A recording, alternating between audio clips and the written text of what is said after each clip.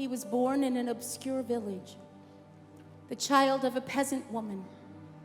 He grew up in still another small town where he worked in a carpenter's shop until he was 30. And then for 3 years, he was an itinerant preacher. He never wrote a book, never held an office, never had a family or owned a home. He never traveled more than 100 miles from the place where he was born. He did none of the things that one usually associates with greatness. He had no credentials except himself.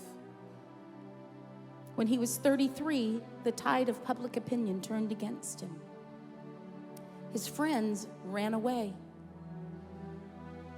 He was handed over to his enemies and was forced to endure the mockery of a trial. He was stripped, he was beaten, he was flogged, he was spat upon. And then he had to carry his own cross up the hill where he was crucified and died between two thieves.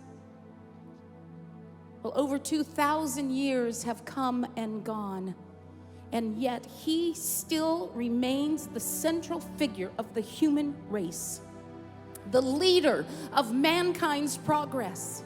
All of the armies that have ever marched, all of the navies that have ever sailed, the parliaments that ever sat, the governments that have ever governed their people, all of those put together have not affected the life of man on this earth as much as that one solitary life.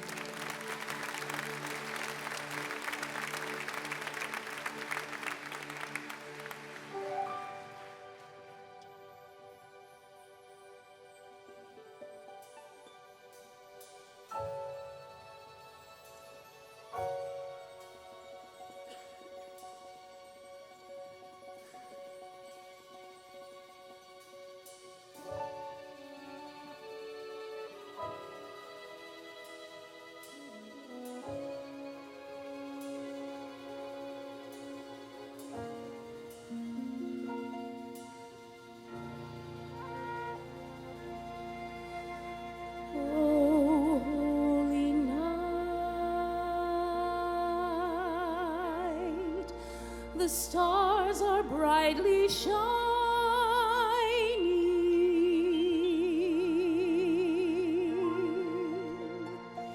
This is the night of our dear Savior's birth.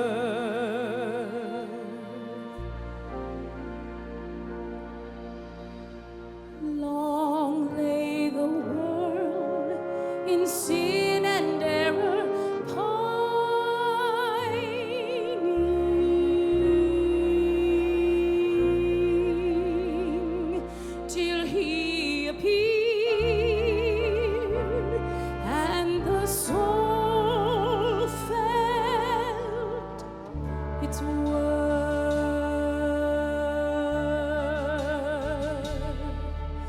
a thrill of hope, the wind